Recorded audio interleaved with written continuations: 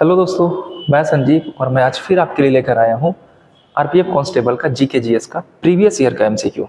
RPF का exam होने वाला है। ये एग्जाम 8 जनवरी को होने वाला है। तो जो बच्चे इस एग्जाम में अपेयर होने वाले हैं उनके लिए बेस्ट ऑफ लक। और जो बच्चे नेक्स्ट एग्जाम की तैयारी कर रहे हैं, आई मीन टू से कि बिहार एसएससी, बिहार दरोगा या सीजीएल की तैयारी कर रहे हैं, तो ये क्वेश्चन आप सेट लगाओ और देखो आपका स्कोर कितना रहने वाला है। और एक आवश्यक सूचना, वैसे बच्चे जो ऑफलाइन क्लासेस करना चाहते हैं फाउंडेशन बैच, उनके लिए एक नई क्लासेस स्टार्ट कर रहा हूँ मैं 2 जनवरी से। क्लासेज होगी 8 से 11। इसमें से 8 से 9 में हम लोग हिस्ट्री पढ़ेंगे, 9 से 10 में हम लोग बायो पढ़ेंगे और 10 से 11 के बीच में हम लोग चैप्टर वाइज मैथ और रीजनिंग को कवर करेंगे। तो जो बच्चे ऑफलाइन क्लासेस करना चाहते हैं फाउंडेशन बैच, वो सुबह में 8 से 11 आ सकते हैं। और जो बच्चे प्रैक्टिस सेट लगाना चाहते हैं बिहार दरोगा या बिहार एसएससी का, वो 2 से 4 में आ सकते हैं। ठीक है, अब हम चलते हैं क्वेश्चन पे। और पहला क्वेश्चन आपके सामने है। ये क्वेश्चन काफी इजी पूछा जाता है और सीधा सीधा क्वेश्चन पूछा जाता है। आराम से क्वेश्चन पढ़ना और अच्छे से आंसर लगाना। भारत में प्रोजेक्ट टाइगर किस वर्ष शुरू किया गया था? तो भारत में प्रोजेक्ट टाइगर शुरू किया गया था कब? हाँ, बिल्कुल सही, 1973 में शुरू किया गया था।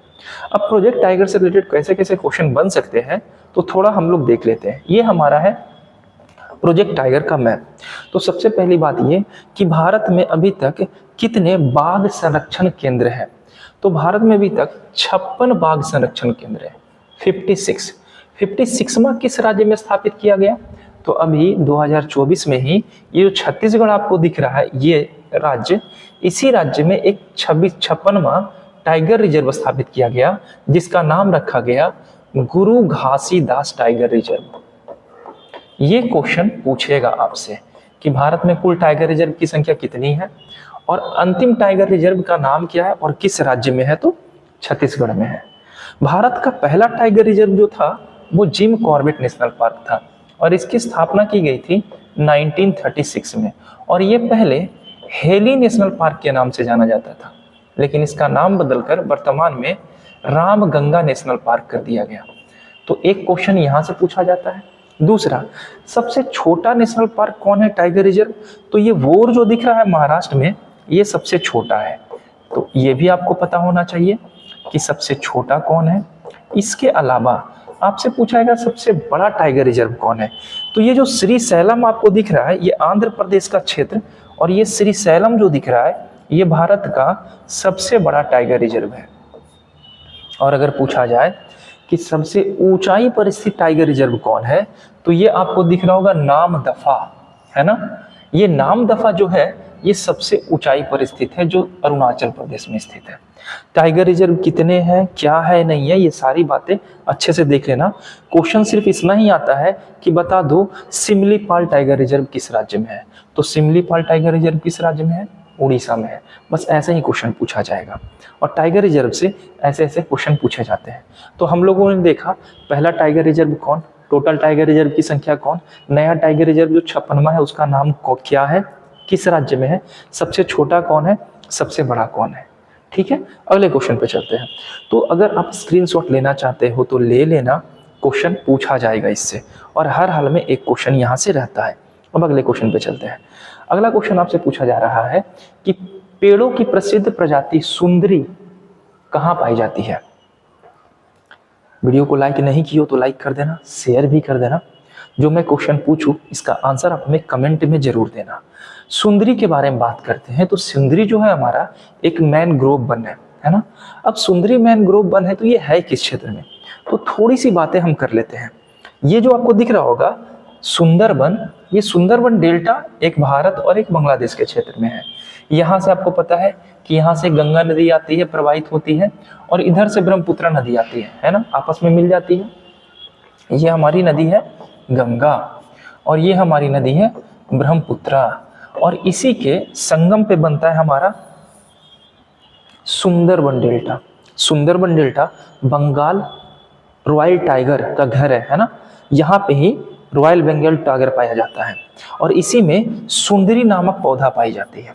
ये सुंदरी जो पेड़ है, इसके आधे भाग नदी में होते हैं, यानी समुद्र में खारे पानी में होते हैं, और आधा जमीन से ऊपर होता है। ठीक है, ये हेलोफाइट प्लांट होते हैं। हेलोफाइट किसे बोलते हैं? तो हेलोफाइट पौधा उस पौधे को बोला जाता है जो नमकीन पानी में होता है। एक होता है थैलोफाइट, आप सुने होंगे। थैलोफाइट उसे बोलते हैं जो चट्टानों पर या पहाड़ों पर होते हैं। और एक होता है जीरोफाइट। जीरोफाइट उसे बोलते हैं जो रेगिस्तान में होता है, इसे कहते हैं जीरोफाइट। तो ये सारी बातें आप जानते होंगे। एक को कहते हैं हाइड्रोफाइट प्लांट। तो हाइड्रोफाइट प्लांट उसे कहते हैं जो पानी में होता है, और हाइड्रोफाइट में होता है कौन? तो मनी प्लांट आप देखे होंगे। तो जो पानी में पौधे उगते हैं उसे कहते हैं हाइड्रोफाइट प्लांट। तो जो हमारे सुंदरबन डेल्टा है उसमें हेलोफाइट प्लांट पाए जाते हैं, सुंदरी पाया जाता है, सुंदरी जंगल, सुंदरबन डेल्टा। अगला क्वेश्चन, उस दर्रे का नाम बताइए जिसे उत्तराखंड में तीर्थयात्रियों द्वारा कैलाश मानसरोवर की यात्रा के लिए प्रयोग किया जाता है। तो आपको पता होगा कि जो पहाड़ होता है इसके बीच में रास्ते होते हैं, और इसी रास्ते के जरिए एक क्षेत्र से दूसरे क्षेत्र में यात्रा की जाती है, और इसी क्षेत्र को हम लोग कहते हैं दर्रा। तो वो कौन सा ऐसा दर्रा है जिससे कैलाश मानसरोवर की यात्रा की जाती है उत्तराखंड में? तो ये दर्रा होगा हमारा कौन सा? लिपुलेख दर्रा। अब अगर दर्रा आ गया है तो थोड़ी सी बातें हम लोग कर लेंगे दर्रा पे। ये है भारत का मैप। पहले हम बात करते हैं नीचे का दर्रा। तो आपको पता होगा नीचे में थाल घाट, भोर घाट है। ये हमारा दर्रा है भोर घाट का, और ऊपर वाला दर्रा है थाल घाट का। ये दोनों कहाँ है? तो महाराष्ट्र में। ये पाल घाट और ये सेनकोट्टा दर्रा, और ये दोनों कहाँ है? तो केरल में है। ये तो पता ही होगा आपको। इसके अलावा दर्रा यहाँ से क्वेश्चन पूछा जाएगा। अब आप यहाँ मैप में देख रहे होंगे, ये आपको दिख रहा होगा ना, लिपुलेख उत्तराखंड में है, नीति दर्रा और माना दर्रा, ये तीनों उत्तराखंड में है। और इसी दर्रे से होकर हम लोग क्या करते हैं? यात्रा करते हैं, तीर्थ यात्रा। सिपकिला दर्रा और बारालाचाला और हमारा रोहतांग दर्रा, ये हिमाचल प्रदेश में है। जम्मू कश्मीर में है बुर्जिल, पीर पंजाल, जोजिल और बनिहाल, ये जम्मू एंड कश्मीर का क्षेत्र है। और ये क्षेत्र हमारा है लद्दाख का, और लद्दाख में है काराकोरम दर्रा। अभी बीपीएससी ये क्वेश्चन पूछा था कि जिलेपला दर्रा कहाँ स्थित है? तो ये हमारा जिलेपला दर्रा है, और ये हमारा सिक्किम का राज्य है। दिख रहा होगा सिक्किम का राज्य। सिक्किम में दो दर्रे हैं, जिलेपला और नाथुला। चीन के साथ हमारा व्यापार होता है नाथुला दर्रा से। इसके अलावा अरुणाचल प्रदेश का ये क्षेत्र है, और अरुणाचल प्रदेश में बोमडीला, यांगयाप और दीफू दर्रा है ना। यांगयाप दर्रे से ही भारत में प्रवेश करती है ब्रह्मपुत्र नदी, इधर से ब्रह्मपुत्र नदी आती है। और यही जो सिपकिला दर्रा है, इस सिपकिला दर्रा से प्रवेश करती है भारत में सतलज नदी। तो एक सिपकिला दर्रा याद रखना है, सतलज नदी प्रवेश करती है। यांगयाप दर्रा याद रखना है, जिससे ब्रह्मपुत्र नदी प्रवेश करती है। और एक दर्रा याद रखना है, तुजू दर्रा। तुजू दर्रा जो हमारा है ये मणिपुर में स्थित है, और यहीं पर से हमारा व्यापार होता है। किस देश से? तो म्यांमार के साथ। ये नीचे हमारा म्यांमार है, और इसी के साथ हमारा व्यापार होता है। तो आई होप ये जो भी बातें लिखी हुई है इस बोर्ड पे आप अच्छे से समझ पा रहे होगे। अगर समझ रहे हो तो कमेंट में हाँ जरूर लिखना, और अगर कोई क्वेश्चन में पूछूं तो उसका आंसर भी जरूर देना। अगर स्क्रीनशॉट लेना है तो आप ले सकते हो, मैं इसे इरेज कर दे रहा हूँ। अब आप स्क्रीनशॉट ले सकते हो, और अगर लगता है नहीं इरेज नहीं करना था तो लो, इसका भी स्क्रीनशॉट ले सकते हो। ठीक है, अब हम मिलते हैं नेक्स्ट क्वेश्चन में। नेक्स्ट क्वेश्चन आपसे क्या पूछा जा रहा है? वो है ये, नंदा देवी पर्वत चोटी किस राज्य में है? इजी क्वेश्चन है, नंदा देवी। ऐसा क्वेश्चन पूछेगा, नंदा देवी, उसके बाद हमारा हो गया कंचनजंगा, मकालू, मंसालू, एवरेस्ट, ये सारे क्वेश्चन एग्जाम में पूछे जाते हैं। नंदा देवी कहाँ है? तो नंदा देवी उत्तराखंड में है, ये उत्तराखंड में स्थित है। अब थोड़ा सा जो आया है चोटी के बारे में, तो थोड़ा सा इस पे ही बात कर लेते हैं। ये हमारा हिमालय है, और हिमालय की ऊंची ऊंची चोटियां स्थित है। जैसे ये आपको दिख रहा है K2, और K2 की ऊंचाई 8611 मीटर है। यहाँ पे हमारा नंगा पर्वत है, और नंगा पर्वत से लेके नामचा पर्वत तक हमारा फैला हुआ है क्या? हिमालय, महान हिमालय, नामचा पर्वत है। ये क्षेत्र हमारा सिक्किम का है, और सिक्किम में एक पर्वत है कंचनजंगा, और यहाँ से क्वेश्चन पूछा जाता है कि कंचनजंगा की ऊंचाई कितनी है और किस राज्य में है? तो सिक्किम में है। इसके अलावा हमारा हो गया क्या? हमारा मंसालू, एवरेस्ट, मकालू, अन्नपूर्णा, ये हमारा धौलाधार और ये हमारी है नंदा देवी। नंदा देवी की ऊंचाई अगर पूछ लेगा तो कितना है 78-17 मीटर। तो ये सारे चोटी ऊंची ऊंची चोटियां महान हिमालय में स्थित है। भारत में अवस्थित भारत की सबसे ऊंची चोटी कंचनजंगा है, लेकिन अगर पूछे भारत की सबसे ऊंची चोटी कौन है तो K2 भारत की सबसे ऊंची चोटी। लेकिन ये भारत की सबसे ऊंची चोटी लेकिन भारत में अवस्थित, ये जो K2 है हमारा भारत में नहीं है, ये चीन के पास चला गया है। ये चीन अधिकृत क्षेत्र है और ये पाकिस्तान अधिकृत क्षेत्र है ना। आगे चलते हैं अगले क्वेश्चन पे।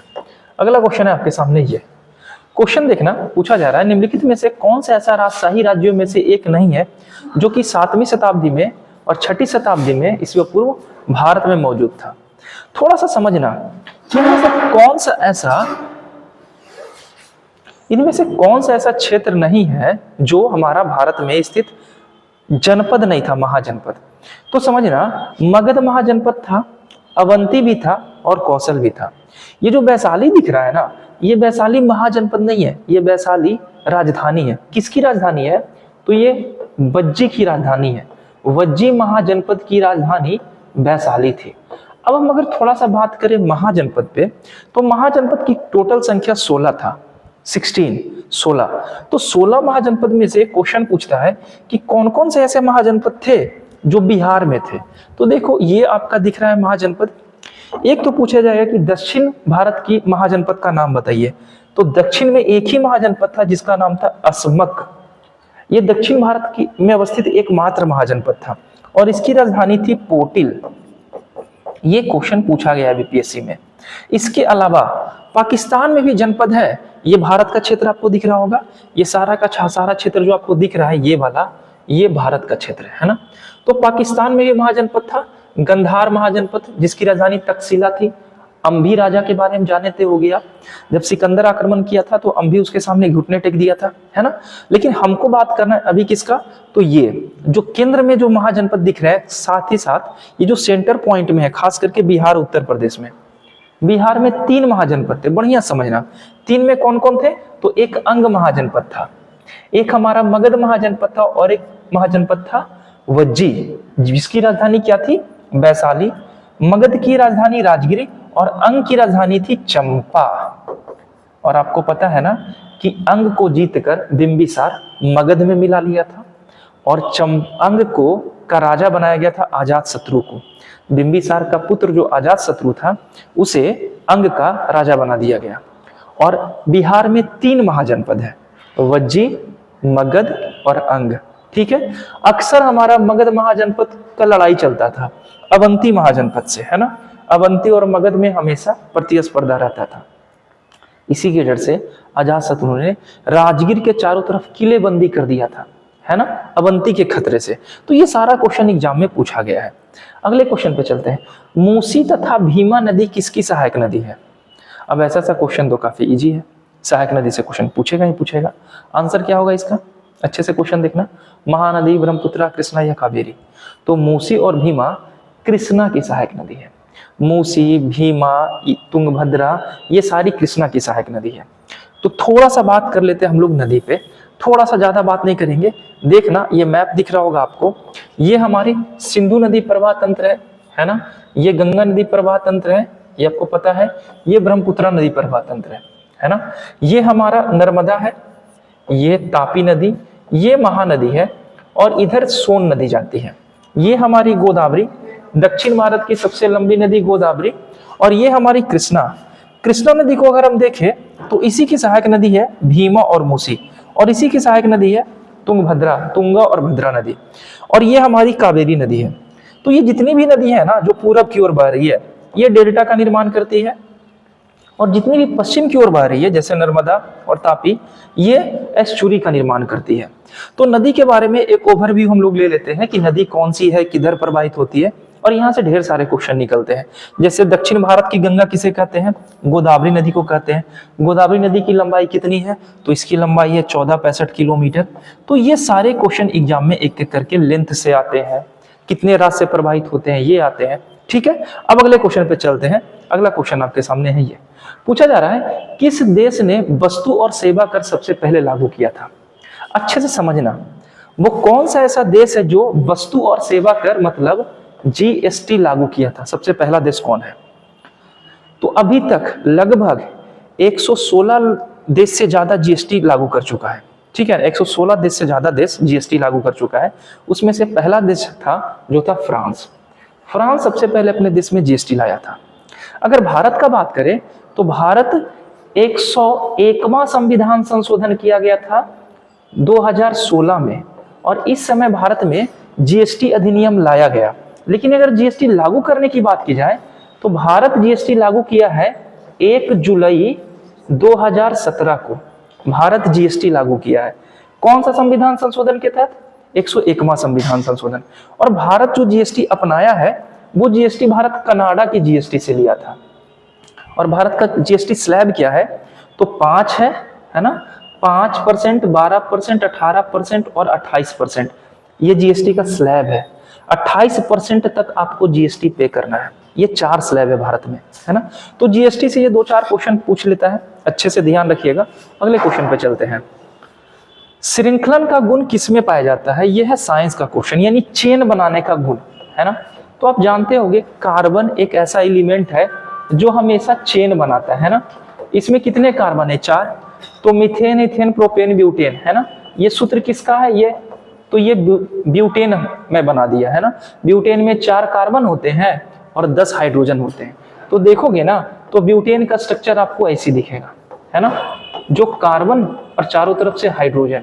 ये आपसे पूछा जाएगा मीथेन का चेन बनाइए, तो मीथेन CH4 होता है, ये हमारा बन गया मीथेन, है ना।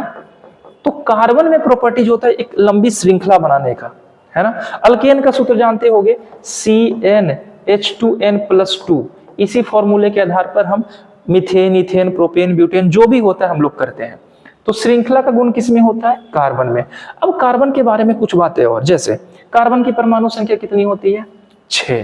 कार्बन धातु है कि अधातु है? तो इसको जब तोड़ेंगे तो कार्बन 2-4 में टूटेगा।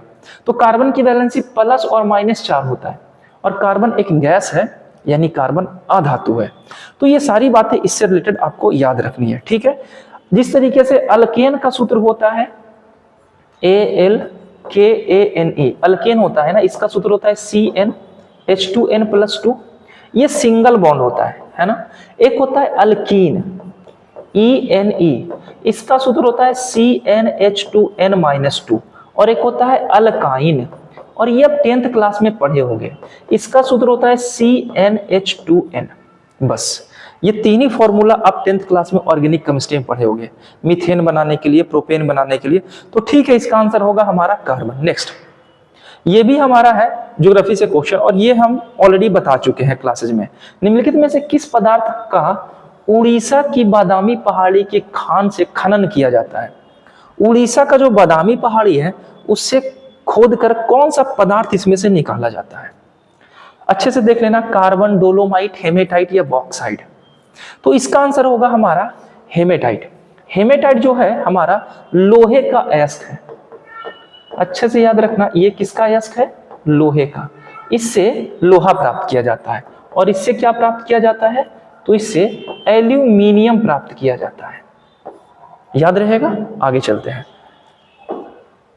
निम्न में से कौन सा तत्व एक उपधातु है? ऐसा ऐसे क्वेश्चन पूछता है ये जो आरपीएफ कांस्टेबल है ना, इसमें ऐसे ऐसे क्वेश्चन पूछते हैं, इजी। बस आपको एक बार पढ़ने की जरूरत है आराम से। अगर बात करें उपधातु तो टीन तो धातु है सर, सब जानते हैं टीन धातु है। फॉस्फोरस का 15 होता है, जब इसको तोड़ेंगे तो 2, 8, 5 में टूटेगा, यानी एक अधातु है ये। अब बात करते हैं सिलिकन का 16 होता है परमाणु संख्या, इसको तोड़ेंगे तो 2, 8 और 6 में टूटेगा। नहीं, सिलिकन का 14 होता है, 16 होता है सल्फर का, सिलिकन का 14 और सल्फर का 16, है ना। तो सिलिकन का 14 होता है, 22वीं कक्षा में 4 इलेक्ट्रॉन, यानी सिलिकन जो है एक उपधातु है। और आपको पता है कि मोबाइल के चिप में सिलिकन का इस्तेमाल किया जाता है, मदरबोर्ड में सिलिकन का इस्तेमाल किया जाता है। तो सिलिकन एक उपधातु है। सोलर प्लेट में भी सिलिकन का ही इस्तेमाल किया जाता है। तो धातु किसे कहते हैं? तो देखो, जैसे कैल्शियम की परमाणु संख्या 20, जब इसको तोड़िएगा तो ये इस बेसिस पे टूटेगा।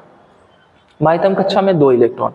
तो जिसके 22वीं कक्षा में 1 2 या 3 इलेक्ट्रॉन होते हैं इसे धातु की संज्ञा दी जाती है, और जिसके बाह्यतम कक्षा में 5, 6 या 7 इलेक्ट्रॉन होते हैं इसे अधातु की संख्या में रखा जाता है।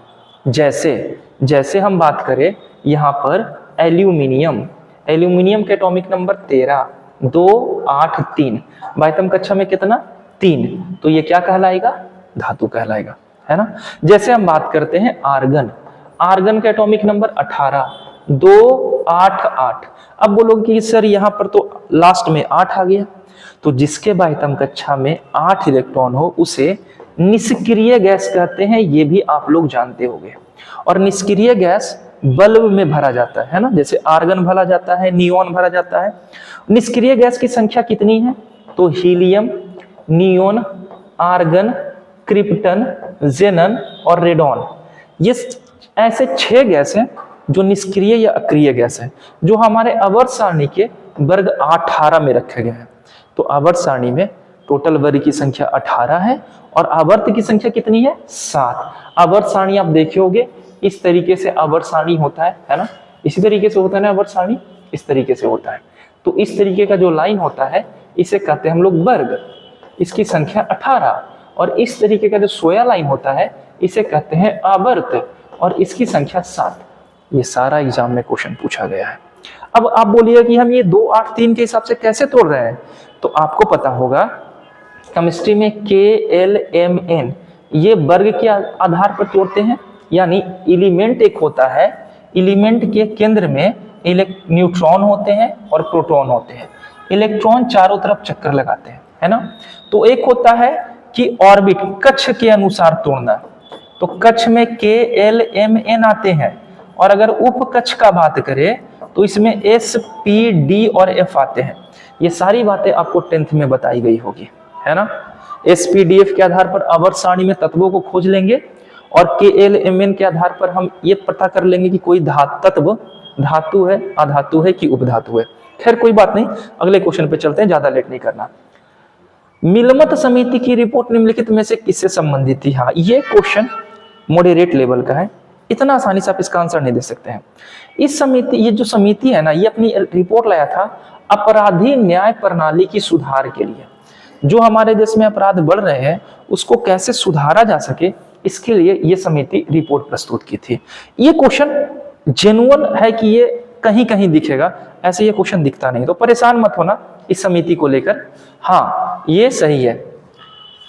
ये पूछ रहा है कि 1564 में मुगल सेनाओं से लड़ते हुए कंटका बचाव करने के दौरान कौन सी रानी मृत्यु हो गई, यानी कौन सी ऐसी रानी थी जो मुगल सेना से लड़ते हुए शहीद हो गई थी। तो इस रानी का नाम था रानी दुर्गावती। ये मुगलों से लड़ते हुए शहीद हो गई थी। अब यहाँ पे समय है 1564, तो आपके पास एक क्वेश्चन और आंसर हमें कमेंट में चाहिए। 1564 में मुगल गद्दी पर कौन सा मुगल बैठा था, इसका आंसर आप हमें कमेंट में करना। आगे चलते हैं। किस अधिनियम में कैग, नियंत्रण और महालेखा परीक्षक यानी CAG, कंप्ट्रोलर ऑडिटर जनरल के बारे में पूछ रहा है कि CAG किस अधिनियम के तहत CAG की स्थापना की गई थी भारत में। तो CAG की स्थापना अधिनियम 1935 के तहत की गई थी। यह CAG है क्या, तो भारत सरकार का लेखा जोखा और रिपोर्ट तैयार करता है CAG। भारतीय संविधान के अनुच्छेद 148 यानी आर्टिकल 148 में इसकी बात कही गई है कि भारत में एक CAG का प्रावधान होगा, कंप्ट्रोलर ऑडिटर जनरल का। और अगर CAG के बारे में बात करें तो इसका कार्यकाल होता है 6 वर्ष का या 65 वर्ष की उम्र सीमा तक। तो ये दो बातें चलते चलते याद रखना। ये अपनी रिपोर्ट किसको देता है, ये पूछ लिया था जी एक एग्जाम में।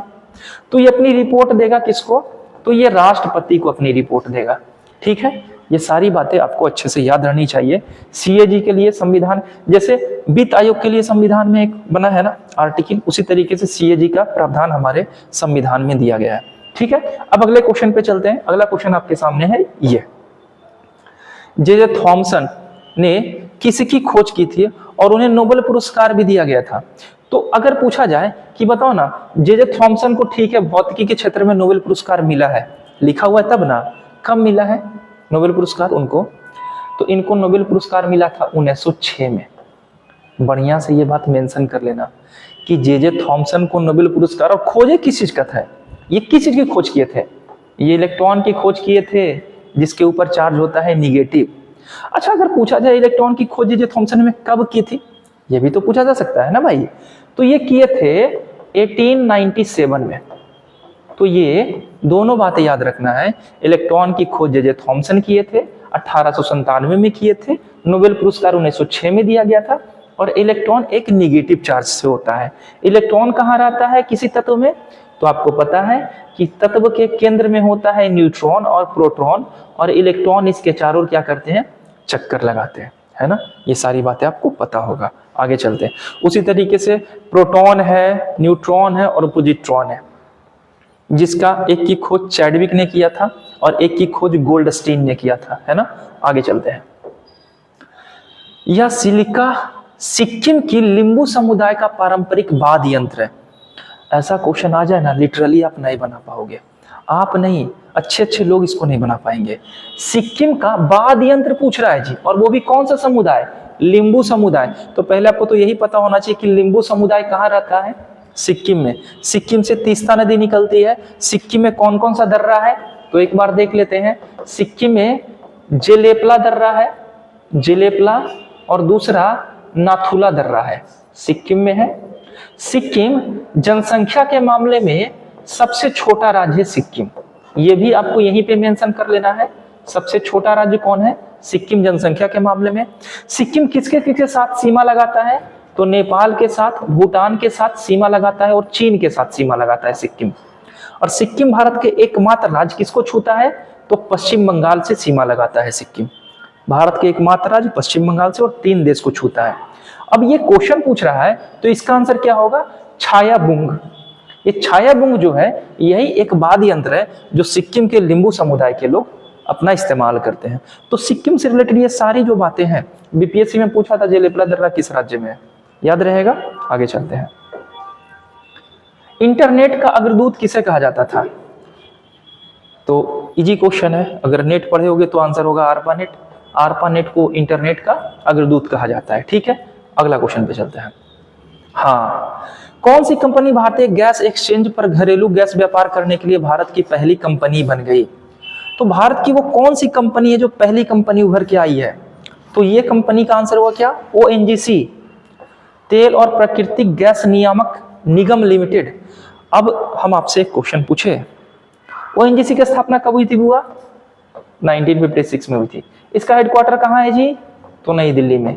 ये दोनों बातें आप अच्छे से याद रखिएगा, दोनों क्वेश्चन पूछा जा सकता है। आगे चलते हैं। भारत में निम्नलिखित में से किस आर्थिक गतिविधि में सबसे अधिक कर्मचारी हैं, कौन सा ऐसा क्षेत्र है जहां पे कर्मचारी की संख्या सबसे ज्यादा है, तो पता है क्या होगा, कृषि। एक क्वेश्चन आता है, प्रच्छन्न बेरोजगारी सबसे अधिक कहां पाई जाती है, तो कृषि में। अभी भी भारत के लोग में से 100 में से 60% लोग कृषि पे निवास करते हैं, कृषि से जुड़े हैं। और बिहार में तो 88% लोग कृषि पे ही इन्वॉल्व है, किसी न किसी तरीके से कृषि पर निर्भर करते हैं। आगे चलते हैं। राजतरंगिणी के लेखक कौन है, देखो हिस्ट्री का अच्छा क्वेश्चन है, और यहां से क्वेश्चन पूछा जाता है आपको कि लेखक से और बुक से। तो राजतरंगिणी के लेखक कौन है, आंसर मार दिए होगे ना, कालिदास नहीं होगा, कलहन होगा। पता है, ये तो सीधे सीधे क्वेश्चन पूछा है ना कि राजतरंगिणी के लेखक कौन है। पता एग्जाम में क्या पूछेगा कि राजतरंगिणी पुस्तक में किसके बारे में जिक्र किया गया है, तो राजतरंगिणी पुस्तक में जम्मू कश्मीर के बारे में जिक्र किया गया। और ये क्वेश्चन बार बार पूछता है, लेखक तो पूछेगा, जिक्र किसका है, जम्मू कश्मीर। कलहन जो थे ना, इनका जन्म ही जम्मू कश्मीर में हुआ था, और ये अपनी पुस्तक में जम्मू कश्मीर की सौंदर्यता के बारे में वर्णन किए थे। ठीक है, आगे चलते हैं। अगले 3 वर्ष की अवधि में कितनी नई पीढ़ी के वंदे भारत ट्रेन चलाई जाएगी, ये थोड़ा नया क्वेश्चन है, करंट का क्वेश्चन है। वंदे भारत ट्रेन के बारे में जानते होंगे, वंदे भारत ट्रेन अभी आने वाले समय में 400 वंदे भारत ट्रेन चलाई जाएगी। ठीक है, तो ये कोई ज्यादा डिफिकल्ट क्वेश्चन है, तो और ये क्वेश्चन नोट भी मत करना, ये सिंपल सा क्वेश्चन है, इसको ध्यान बस रखना। तो आज का सफर हमारा यहीं तक था, मिलते हैं नेक्स्ट वीडियो में। आई होप कि आपको वीडियो अच्छा लगा होगा, अगर अच्छा लगा तो लाइक कीजिए, शेयर कीजिए, बाय।